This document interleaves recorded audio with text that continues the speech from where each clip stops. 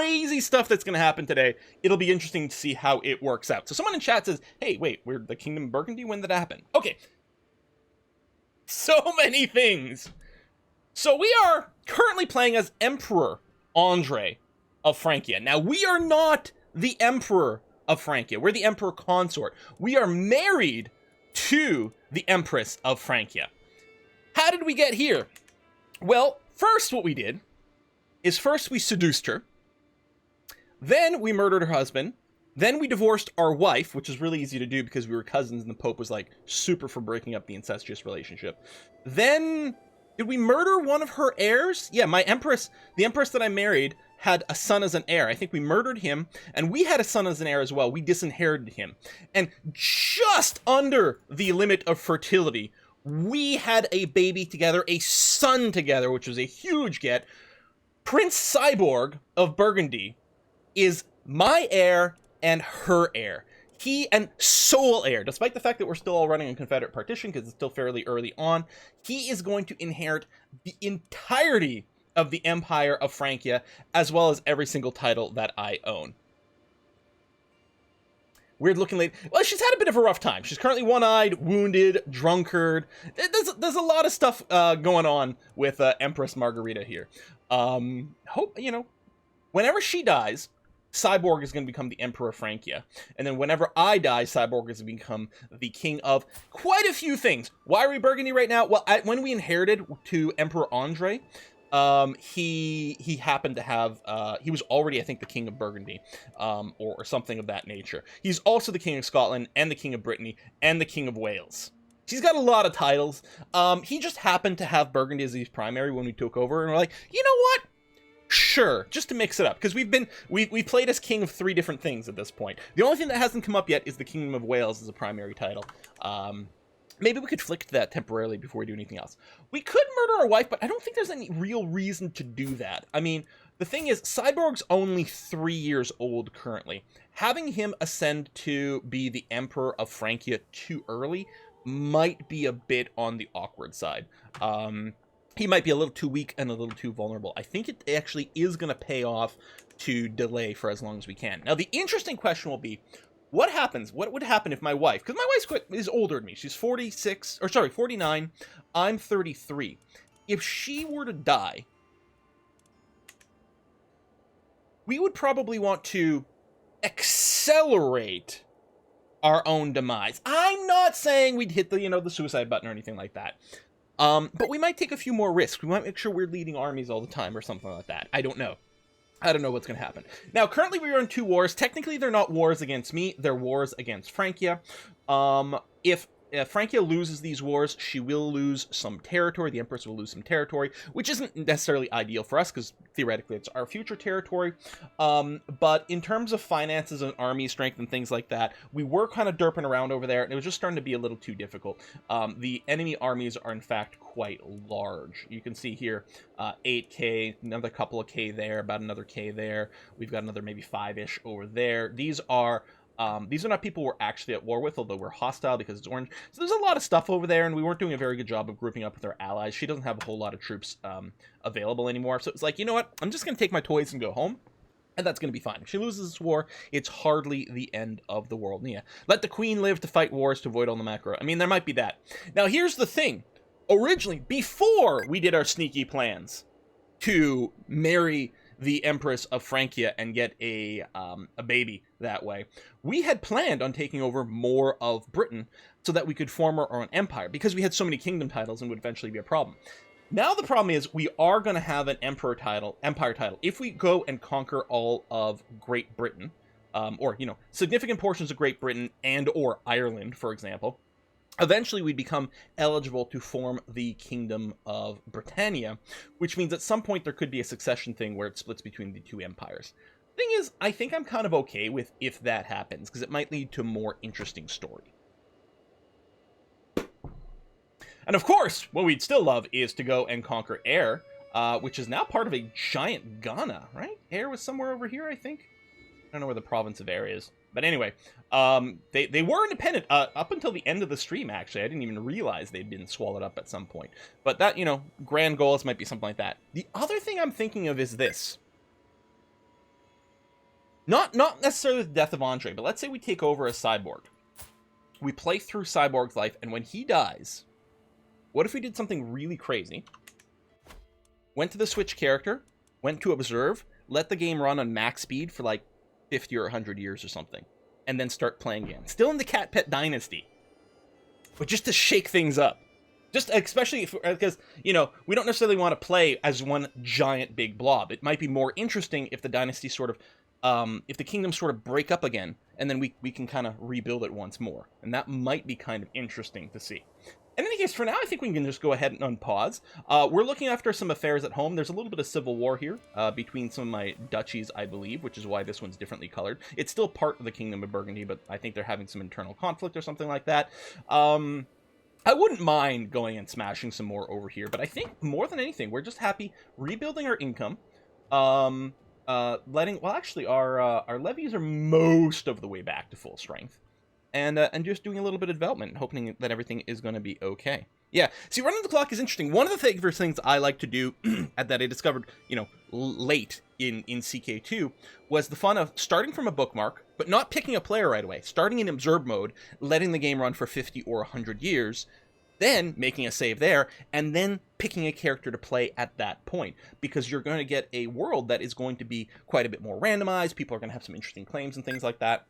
And so the thing might happen here. And that's how we ended up with that run of the Duchess Ava, which was really cool to sort of accidentally fall into that. It was very exciting. Now, one thing we might want to do, because my son is actually... Wait, he's in Ayrshire? Oh, he is my ward. Oh, okay, good. Never mind. I was going to say, if he had still been stuck in Paris, what I might have wanted to do is just leave some troops here to dissuade them from sieging out Paris and potentially capturing my family members. But that's going to be okay. Count Gilles has been killed by the leader of the peasant revolt during the siege of Besançon. All right. Things are happening. Duchess Ava was one of my favorites. Oh yeah, it was such a great run. We got her to become a saint, and then like okay, we did what we were looking to do. That was the whole point of that run.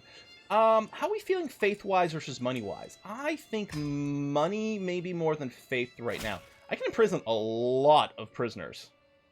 Or imprison a lot of criminals. Everyone's having affairs with one another. Being his guardian does make me in charge of his education, indeed. He does have the pensive trait, so he's going to be particularly good at stewardship or learning.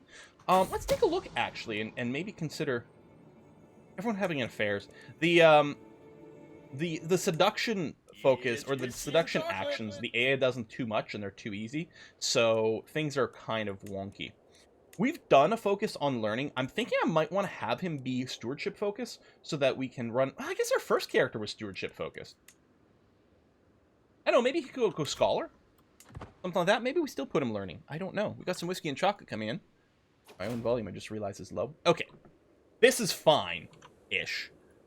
Not what the ideal, but it would have been okay. Who's that? Oh, it's Fletcher Reed. Hey, thank you very much, Fletcher. Yes, I did know that. So, with Microsoft Flight Simulator, you can add -fast launch to the Steam launch to skip some of the intro logos. It should more or less instantly bring you to the click a button to continue screen. Some people have reported occasionally some weird hangs and bugs on the click to continue if you're using fast launch, which is why I've hesitated. In any case, the point is still that doesn't let you bypass the click to start, which is the whole like stupid part of the UI. They just need to remove that from the game completely. Theologian for more conversion might be okay too, especially if we might create our own religion, which actually I just realized was sort of what we were maybe thinking of. Maybe we should just do that. All right, so one of the wars against Francia has been lost. I think that was the one against Poland over here, which might make this a little bit easier to fight for the rest of these. Attacker still has 10,000 troops, although the Queen technically has nearly 10,000 as well. Again here, what would be nice is if you could click on a province and raise all your troops there, instead of having to go to military, plant a new rally flag, and then raise all the troops at this flag. It seems very bizarre that they wouldn't have added a button to just raise all troops in a province that way, because it's functionally exactly the same as what we did, except it would have needed 2 or 3 fewer clicks, which would have been kind of nice. See, they're well grouped together. I don't know where the Empress's troops are. I see 13. Maybe she hasn't re-raised her troops. Is that possible? I guess it's counting, hold on. I realize it's counting all my troops over here in the 10,000. That's not her troops. That's including mine, so that's still not great. We might take another crack. I hate that. Sometimes you right-click and it goes away. Sometimes you right-click and it brings up character sheets, and maybe it depends on where you're. Were you war with? Well, I'm not at war. It's still Poland. Oh, it's Poland's conquest of some territory against Francia, and I got called in as an ally. We might be able to hop on one of these small groups. This one over here, it's only got 1 pip of quality. Yeah, they've got reinforcements nearby, but we'll be able to bash the crap out of these guys first. That wouldn't be so bad. I could have gotten some mercs to throw in as well, but we're going to see. No one's over here. No, we're good. Oh, looks like that internal war ended. Don't know how it shook out, but there it is.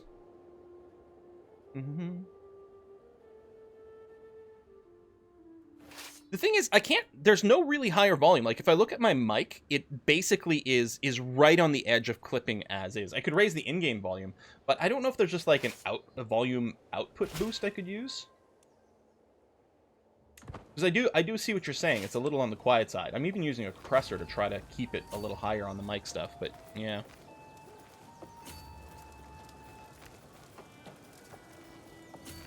Okay, we're going to engage here. We're here first. Unfortunately, it's flat terrain, which doesn't help.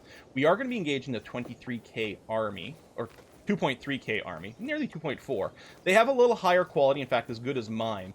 Hopefully, we can still do a lot of damage to them before everyone else jumps in. Actually, they're stopping the siege here. They're not assisting with this, which is interesting. My injured vassal. Okay. Yeah, 23k would be a little hard for us to deal with. The problem is, now that they've merged up over here, I can't really jump on those guys. Right, that would be...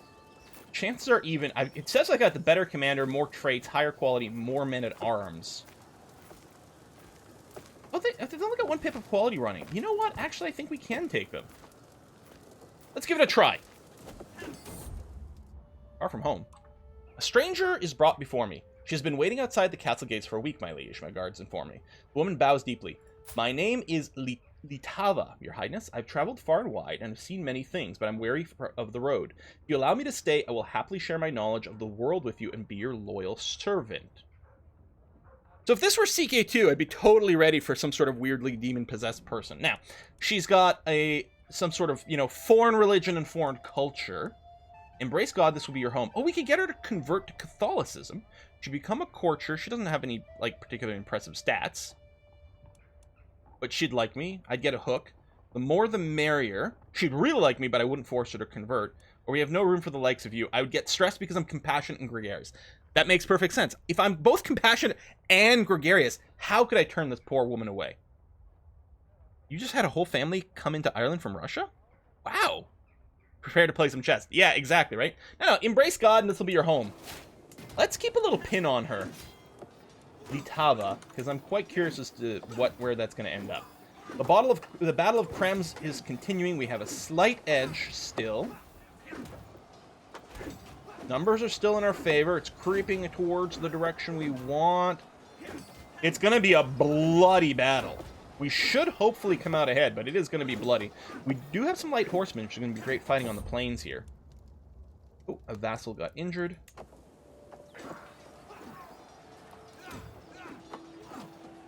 Holy cow, this is going right down to the end. It's going to be, at the end of it, there's going to be 2 guys slugging it out. And one of them's finally going to have to GG. So, I won the battle. And then instantly the war ended and she GG'd out.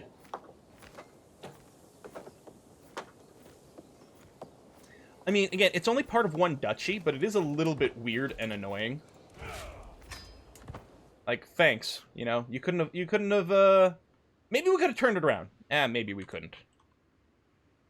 Yeah, a bunch of my commanders got injured. Commanders and knights and things. How are my knights looking right now? I mean, I'm at 10 to 10. You know what? Let's recruit you. Pretty strong. It's not bad. We've got some single-digit knights, but not too many of them. We're at our men-at-arms limit, and the men-at-arms are very expensive, so we're not going to recruit any more. Yeah, war score's already at negative 97, and we're ticking war score. I'm surprised we didn't, like, flip more of the war score there and, you know, maybe have a chance to stretch it out, but oh well. A feast. Yeah! Let's go and do a feast. I don't know if that'll help me bring my stress down. I should actually take a look at that. I know if I throw a feast, it brings my stress down. Because we're on the cusp of stress level 1. But all my things are on cooldown right now. Lost a lot of Burgundy? Yeah, yeah, that's probably fine. It's probably a lot of the vassals sort of flipping back to Francia or something, which is okay, because we're going to inherit Francia. As one plate of food is replaced by the next, my acquaintance Countess Nathnad. How do you pronounce that? Well, it's Gaelic, so it's probably pronounced Bob, because that's the way it seems to work. Goes on and on about trade routes. And that was how we salvaged that mess. Are you sure I'm not boring you, my lord? I could say, no, please go on. That would be an interesting conversation. Give me some stats. Or why don't we talk about you instead? I'd be critically stressed. See, I don't quite get it. Like, I could see why don't we talk about you instead might stress me a little if, like, in gregarious, because I sort of maybe want to talk about myself, but I don't know what compassionate. Like, I'm still saying, no, talk about yourself. Seems fairly compassionate, but anyway. Making a fool of yourself. You making a fool of yourself could never bore me. Oh, snap! It burns 46 stress. Oh, I'm irritable right now! Oh! I'm irritable because we had a stress break. I'm cranky, so we might get a rival out of this, but you know what? Let's do it. It's great. Plus, we could use the stress decrease. Good for us. A girl named Bob, I guess her brother named Sue. Boy named Sue's a great little country song, isn't it? What did I promise last night? I cannot remember what led up to it, but I do remember slapping the back of my vassal, Earl Wolfgang, and telling him that I would do anything he asked for. Now rumors abound of the oath I swore.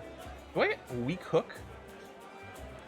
Well, he's probably going to come and want me to change taxes. I'm just going to say it was drunken rambling. He's not going to like me as much. You know what? He's still at 100.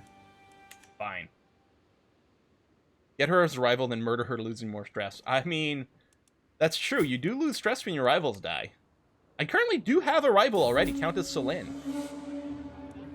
Oh, I'm compassionate, though, so murdering people, I think, gives me tons of stress. Oh, I lost 77 stress for the, from the feast ending anyway. We're gonna try to murder you. Yeah, 72 stress because I'm compassionate.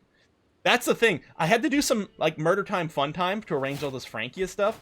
But, oh man, was it ever painful stress-wise. Well, I don't really care about fabricating claims on countries or counties, but it would be nice still to unlock Diplomat, because there's that +3 diplomacy sitting there is going to be really good. Befriend schemes and things. Yeah, I think we'll go Accomplished Forger. Boom. Done.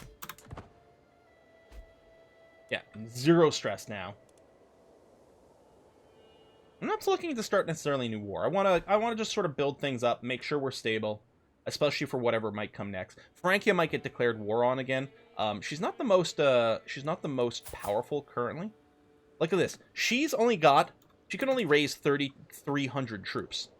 I can raise more than double that, and that's despite all the land she's got. Now, part of it is because she only controls so many counties herself, but still, it means her vassals aren't really on board. She hasn't really managed that. So I think we have to be ready as her ally to be able to jump in on some more stuff. Love Burgundy not having land in actual Burgundy. Yeah! These things happen. Charles. My son-in-law. Oh, this is the one I disinherited. Yeah, right over here. He has been disinherited right here. It's like sucks. It's like he's so good. Lazy, forgiving, pensive. He's like got the 3 points of intelligence coming in here. But I had to disinherit him for all their machinations to work properly. Again, not entirely a compassionate play. It was very gamey, but it's for the good of the dynasty, right? Good thing Charles is so forgiving. Yeah. All right. Came to complain about Gufmund bullying him. He has been staying in bed for days to avoid facing the bully. Right. So, okay. So this would keep him lazy. We could replace lazy. There are going to be other bad traits with craven or with arbitrary. I'll have him just maintain lazy because it doesn't generate any stress for us. They're all bad. They're all bad. Lazy's really bad because it's -1 to everything, but at least it doesn't generate any stress.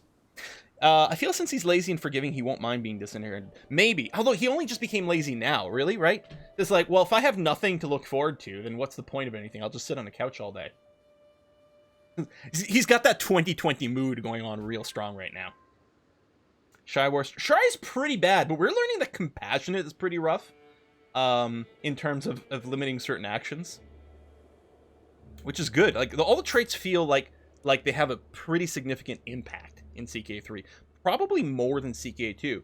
Now, part of that might be because there are fewer traits. Your character's only going to have 3 primary traits, but they have a huge impact, and I think that's pretty strong. Hopefully we'll be too lazy to press any of his claims. Yeah, lazy and forgiving. Alright. Time is ticking. How is the... So my health here should be... Feeling fine. Feast ruined by rival. Interesting. How's my wife's health? Yeah, she's getting a little bit on. Drinking binge, drunkard, wounded, poor. Yeah, Cyborg might be coming to power like sooner than expected. Now, I'm not sure if I can continue educating him after he becomes emperor, because I don't think he'll be in my court anymore. We will see. Also, remarry Bergie once your Empress fling dies. Ha ha! I mean, with the Empress, it's not just a fling. She's my soulmate, man. Or maybe it's more accurate to be I'm her soulmate. So she's like, you know, at least as far as she knows. Marshall.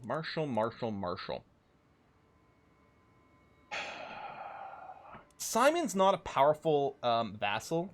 The thing is, my 3 powerful vassals are surprised, like, they actually have positive relationship with me, despite the fact that they're not on the council, which is pretty impressive. I think we put Earl Simon on here. I mean, a 20 is quite a bit bigger than 11. I mean, Gilbert's of my dynasty. Oh, no. Well, yeah, he's of my dynasty. He's of a cadet branch, but I think Earl Simon's a better pick here. I don't know if I'll be his regent or not. Would that happen before, you know, until he turns 16? I'm not sure. We still have some control problems in a lot of our provinces. Let's go ahead and just develop a few of those. Promote French culture. We're going to keep pushing French culture. Even though there's certain implications with, like, technology development things, but I think it's still better. I don't think this is progressing. Convert faith. This screen still sucks that it's sort of not properly, to me, color-coded.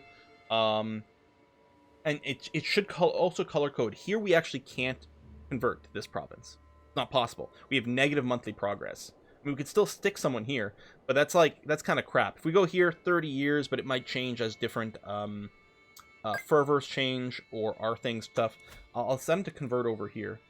But yeah, that interface should probably be tweaked to actually color code based on conversions. It seems weird that it doesn't. You know what I mean? Like, it does for the culture. I don't know. Wish you could pick your archbishop. Well, with a different religion, we could. Oh, prisoners can be ransomed. Yeah. Sure. You. Count over here, another 50. Yeah, sounds great. Franco-Scottish, not weird. It's the old alliance. Exactly.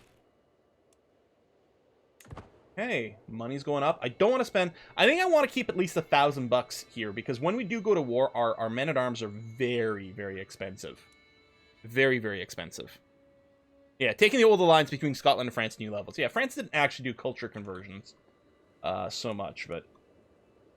Alright, we're trying to sway someone, which is fine, I guess. We have no hostile schemes right now. I mean, we could develop hooks and things, but I think we're okay to just sort of sit back right now. Earl Wolfgang converted from Swabian to French. That's lucky for us. Well, we will be upgrading our holdings, but I want to keep a nest egg over here for the wars, because right now they've gotten expensive. We have upgraded our holdings a fair bit. Currently, our capital is in Air, because of course. And we've got a few there. We've just started developing. Swamp Slug has come of age. This is the second Swamp Slug in our family. She's a genius. And I think... Does she have a sister who's a genius again? They're not twins. Yeah, again, we have Swamp Slug and Westerburglar. We have a second pair of these two. The first pair were twins, who ended up having an affair with their brother, but let's not talk about that. It causes a few problems. So we have another pair, Westerburglar and Swamp Slug. Again, they're both geniuses, which is great. And yeah, we have to get them married. Now, for these marriages, what we're really looking for is to help develop our dynasty and our